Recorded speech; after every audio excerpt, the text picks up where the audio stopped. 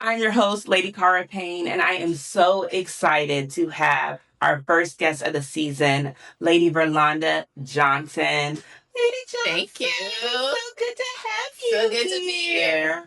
But Lady Johnson, we have known each other for several years now. We are definitely community servants. Yep. We are both women of Alpha Kappa Alpha Sorority Incorporated.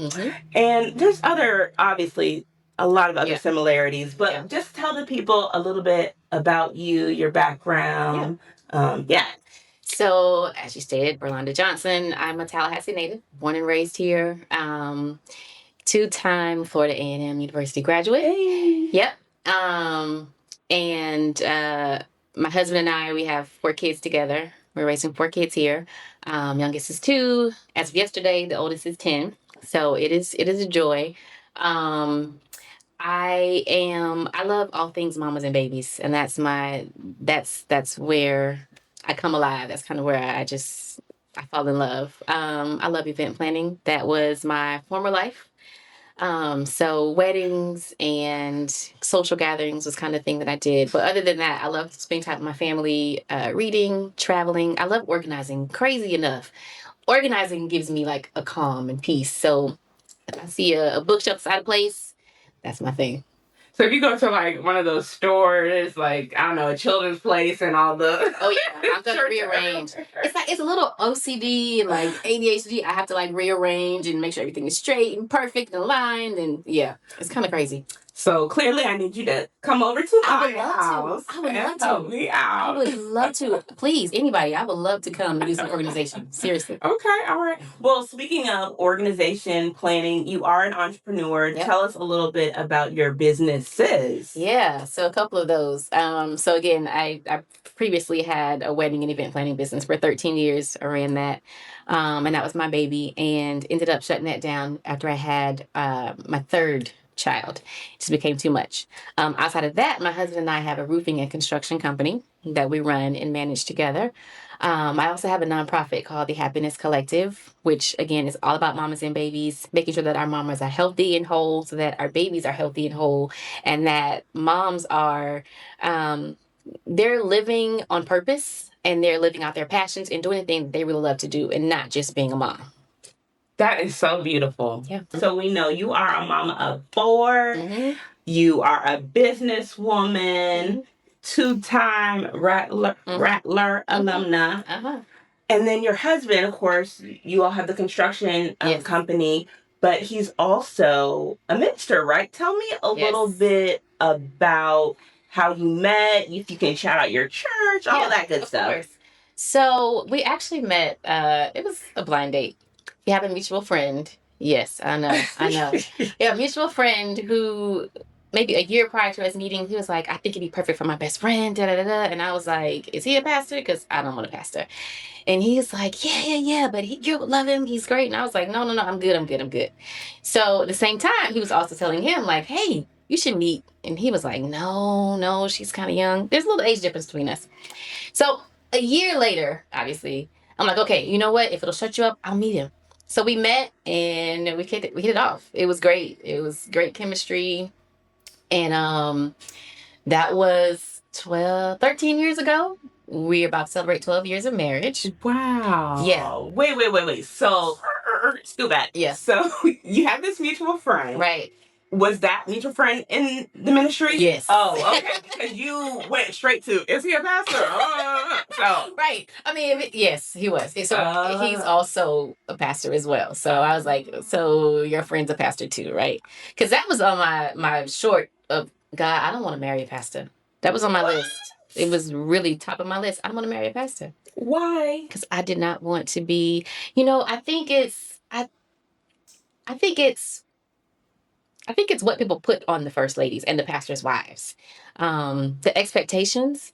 And I didn't want those on me. I'm not gonna wear the hats, stockings every Sunday and the suits. I'm not gonna do that. And I didn't want people to feel like I had to fit into their expectations of what a pastor's wife should be.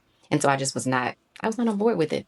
And so now fast forward 12, 13 later, I mean, but what has did you find that when you married your husband that those expectations were put on you right away? Surprisingly, they weren't.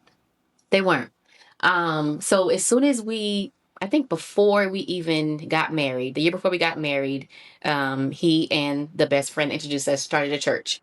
And so it was really, we kind of, cultivated and made it and shaped it into what it is now, New Creation Church of Tallahassee.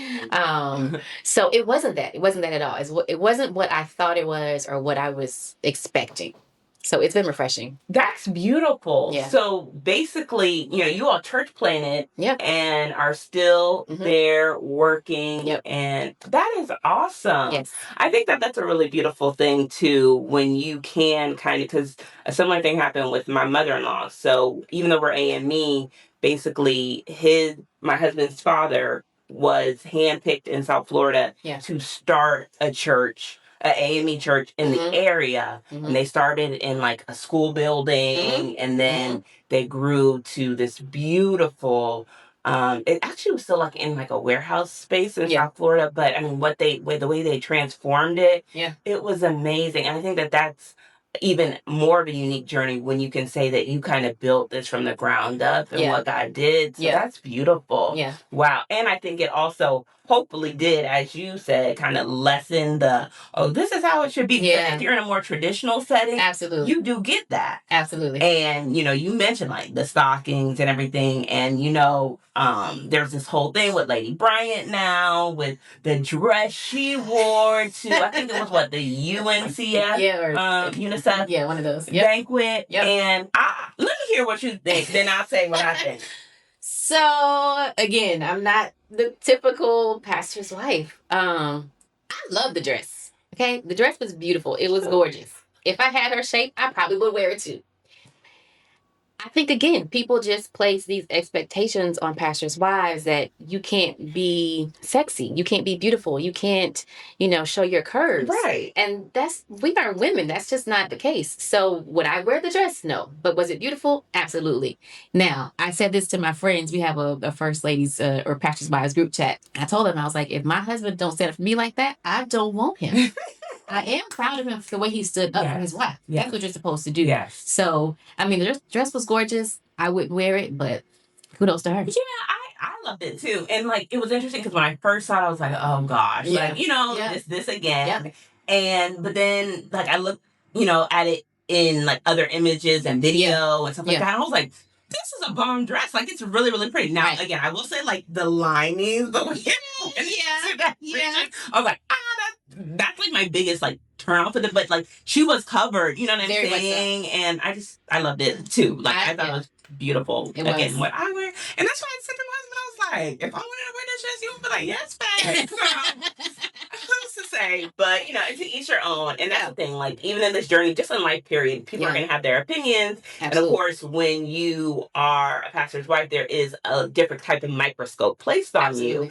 And I love how Lady Bryant said she was on, I think, the Tamron Hall show just earlier this week, and she was just like, being a pastor's wife is not a monolith. There is, everyone brings their own unique journeys and perspectives to this role. But the bigger picture is, what we are doing for the kingdom, right? And so getting caught up in these other minor things, what do they say? Minoring in the majors or majoring in the minors. Mm-hmm. That's it. Mm-hmm. We gotta move on and past that, right? Absolutely. So, but I love that you all have been able to, again, grow a church and, see it thrive. Yeah. What has been, one of your most rewarding moments of that? Because I think you're the first pastor's wife that actually church planted that I've had on the show. I think one of the most rewarding moments is watching these kids grow up together and go off to do great things. So a couple of weeks ago, one of those kids graduated from college. So to see them from, here come up to go off to college and to adulthood and see them doing great and see them still serving is a huge accomplishment, I think. I don't take credit for that, but it's great to know that I played a part in bringing them up in the house of the Lord. Right. You were part of that village. Yeah. Yeah. We had Lady Monica on, I think, in my first season. And that was the same thing she said, the youth, you know, and seeing that progression and knowing that the seeds that you planted were fertile and have sprouted and they're still, you know, because especially once you get off to college, that's when you could be like, hey, I'm free. Yeah. I'm free. Yeah. But knowing, you know, not forgetting your roots, knowing, you know, that foundation and that you played a part, that's major. That's major. Yeah. So what about challenges, though? So many. I think the biggest thing I tell my husband all the time is, because we're in ministry together, because we do business together and we do life together, we have to have, and I say this, I need to have separation of church and state. At some point, we have to cut it all off and we have to really focus on us and family. We can't just be ministry, because home is our first ministry. Right. Home is our first ministry. And so at some point, we need to pour into our family. And I love serving. I love my church family and how we come together. But I want to turn it off sometimes. And that's hard. It's hard because, especially in the beginning, because when we were still baby, still growing, still learning, still trying to figure things out, we're doing all the things, all the parts, you know, playing in all the roles in the ministries. It was very, very hard. So we're still learning. We haven't mastered it yet. We still have some moments where it's like, okay, let's talk about Johnson's now. Now, and what does that look like in terms of the time, that intentional family time? I wish it was better. I wish that it was better. But when a situation arises at church or when someone needs you, you have to get up at that moment. There's no, okay, 8 o'clock, it's off. If someone calls at 8:01, we're going to go and see about them. We're going to go and visit. So we just have to be mindful. We just tell our kids, tablets down at this time. We try to adhere to that as well. Sometimes it doesn't always work, but we try. Right. And I mean, I guess vacations though, family, like, get away. Is that okay? We've gotten better. Okay. We've gotten better about really unplugging. And it used to be that if we went out of town or went away, we were like, okay, you know, what's going on over here? Are they okay? But we've gotten to the place where we've got people in place who do a great job. The ministry is going to run. Yes. It's going to run. Nothing's going to fall apart because we're not there. And if it does, we'll be back on Monday and we'll pick it back up. Right. And that's you. I mean, just having those people that you know can trust. Yeah. Because we do. So in our denomination, we have what are called stewards, and those are like the pastor's right hand people. Yeah. And so, you know, for the holidays, we were in New York, and you know, but Marcus is really good. He's cut from a different cloth in pastoring, because he's like, they'll be on. And the same thing, like, you know, sometimes his stewards have had to say, Pastor, we got this, go enjoy. Yeah. So I shouldn't say that. But he would be like, yep, we're going. And it's great because we have Marcus's dad here, who was a pastor in South Florida, but they retired here, so he provides support when we go. Good. And then his brother also is on the ministerial staff. Really? Yeah, his brother was a pastor. And again, you know, they did it for like a year, and they're like, no, it's not really for us. Yeah. So now they're still serving. Yeah. Because, I mean, that pastor piece is a whole different ball game. So, but it's about, you know, again, being intentional and knowing, you know, kind of your gifts and graces that God has given you. Because people will try to push stuff on you, and it's like, no, this is not what I'm feeling led or called to do. Absolutely. So you have to be in tune with that as well. Yeah. So you talked about this a little bit, but I mentioned, you know, 4 beautiful children, still really in that young, precious, critical age. Yeah. What are like nights like at the Johnson home? How do you keep? It's not nights. It's all day, every day. It's crazy. It's crazy. It is. No, it's a lot of fun. It is loud. I tell people all the time, 4 is easier than 3. I don't know how. I don't know the math, but it is easier.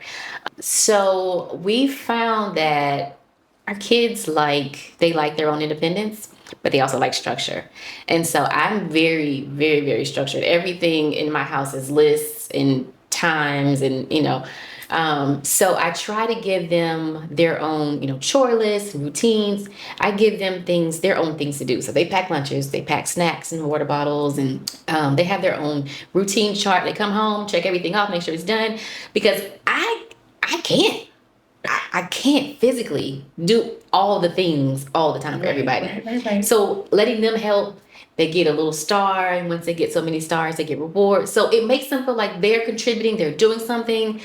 You know, it gives them a little sense of independence, and it gives me a breather. Yeah. So it works. Yes. So they know 7 o'clock, all right, bath time. Let's go. You go first. We have our order.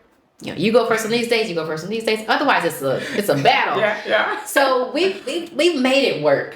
We've made it work. We figured out the system for us. That's beautiful. Wait. So I need to hear, they do pack their own lunches? They pack their own lunches.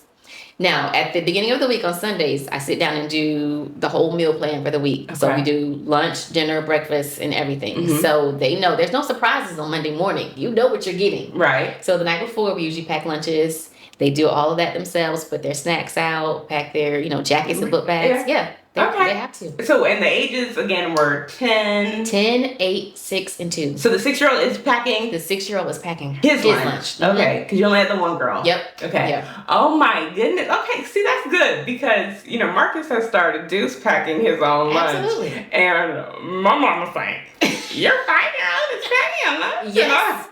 Absolutely. Yes. I love it. I love it. That's good. That's confirmation. That's confirmation because I check the lunch, of course. Yeah. But no, for sure. Yeah, we had a whole thing. I'm not even gonna go into that because the lunch, I guess the schools are taking more of a vested interest in what the kids are eating, like if they're bringing it from home. And we had a little thing happened a couple weeks ago, and we were like, "What?" But no, it's all good because my son is such a picky eater. Oh yeah, and so we're still navigating that. Well, that's why my kids pack their own lunches because they all like different things. They're all picky eaters. I'm not packing 4 different lunches. You pack your own lunch. Okay. Yeah. Okay. What's in the lunches? What are their options? What are they choosing from? So usually, a lot of times it's leftovers. Oh, okay. So leftovers is a big thing. They do lots of sandwiches, or we make subs, or we do meatballs, lots of spaghetti. I do lots of pastas all the time. Chicken and rice. How are you making it hot? Thermos. Okay, this might be another podcast because I have tried, and my son was like, "It wasn't home." An actual thermos. Put a little hot water in it. Let it sit about 5-10 minutes. Okay. Put the food in there. Okay. All right. I'll report back. So, Lady Verlonda, we, talked about, again, I am just so interested in, the church planting process because it's so unique and, foreign to the space that, or the denomination that I'm in. Yeah. So I'm curious about the support system that you had, whether it's starting out or still as you're navigating, do you feel like you have that, have cultivated that, would like it?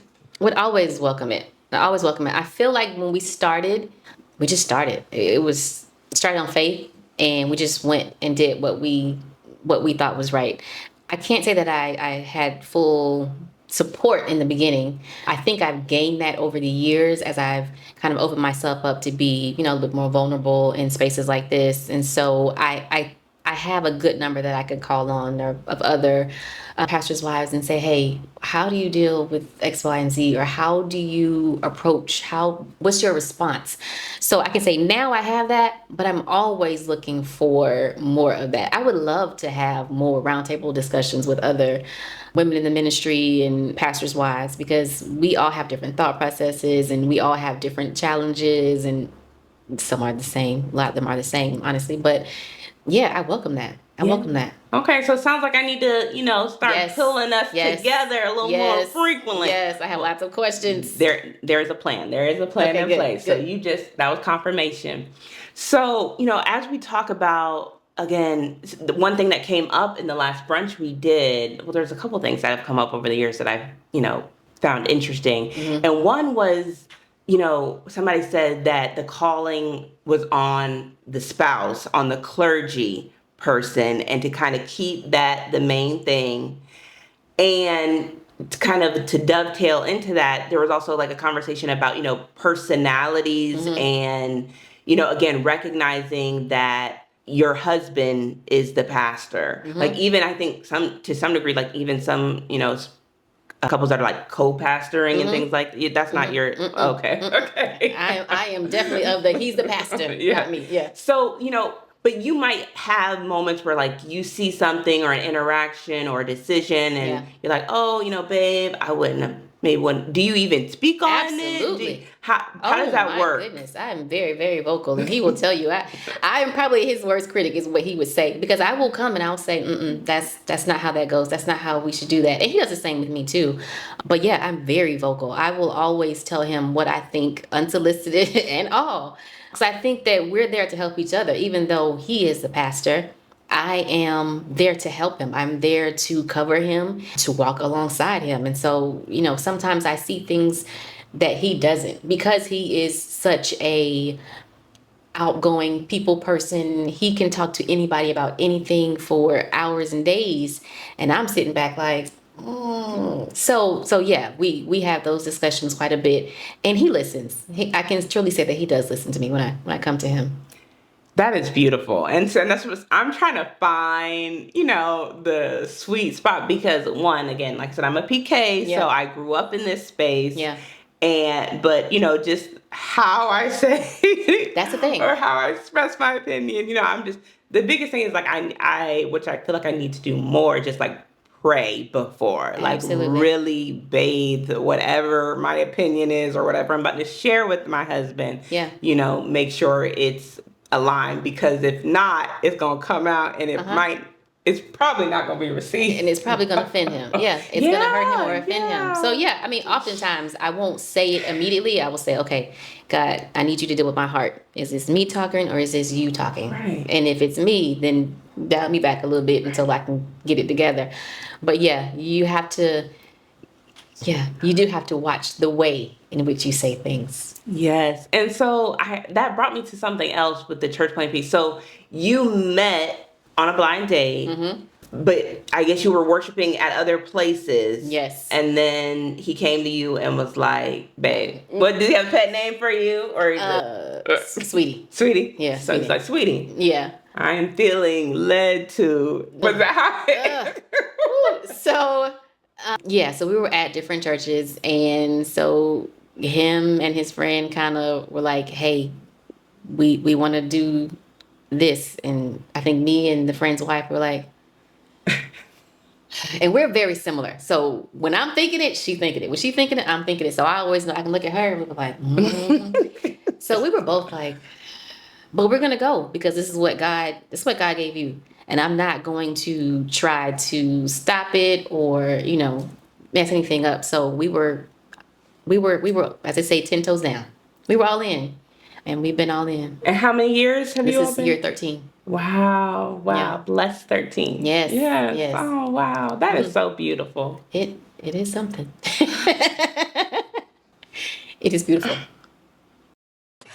Well, very good. Very good. Well, oh my goodness. There is just so many exciting things. So, I just want to, kind of move toward closing us out, because I like to keep these kind of brief. And of course, I appreciate you being on. But any other advice that you would have for whether, it's a clergy spouse or just women trying to, walk in their calling? Yeah. What would you leave them with in terms of a word of encouragement or advice? That can be like a 2 or 3 part.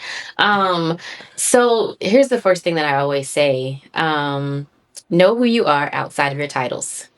Because we wear so many, mom, sister, wife, daughter, friend, business owner, employee, all the things. But who are you outside of all those things? And I say this all the time when I meet someone. I say, I want to know about you, and I don't tell me about your kids, your husband, and your job. Tell me about you. And so that's the one thing that I would say is know who you are outside those things. And then I would say pursue those passions, like whatever it is that really is in your heart of hearts to do it. Don't make any excuse about the kids being too young, because they're going to be young and old and out and all the things.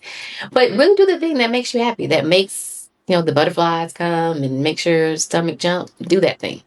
I love it. Yeah. I love it. Well, how can people find you and get in contact if they want to hear more of your story or please. So you can find me on Facebook and Instagram at the Happiness Collective. Follow me there, and just reach out. I love to connect with as many moms as I can. That's my goal. Oh, wonderful, wonderful. Well, I have a little something for you for being here today. She's got a few little EFL goodies. So hopefully you love them. I appreciate you and your time and always just being willing to share and pour into me. And so I just look forward to continuing to cultivate this friendship and this sisterhood. And please, can you invite me to this Top Advice chat? Because I'm like, wait, I'm not a part of it. But no, I love you, Verlonda. You know that. And I appreciate your time because you are a very busy woman. But I know that I appreciate because, I posted and you're like, I haven't seen you in a while. And that, that made my heart flutter. I know. I've been seeing your face. I was like, hey, this is a perfect time. We'll have to do lunch or maybe have you back on the show. Let's do it. Yeah. So, but I appreciate you. I love you. And I love you. I thank you so much for tuning in to today's episode. If you enjoyed it, please share, comment, subscribe to the Enlightened First Lady Show, and we will see you next time. Thanks so much. God bless.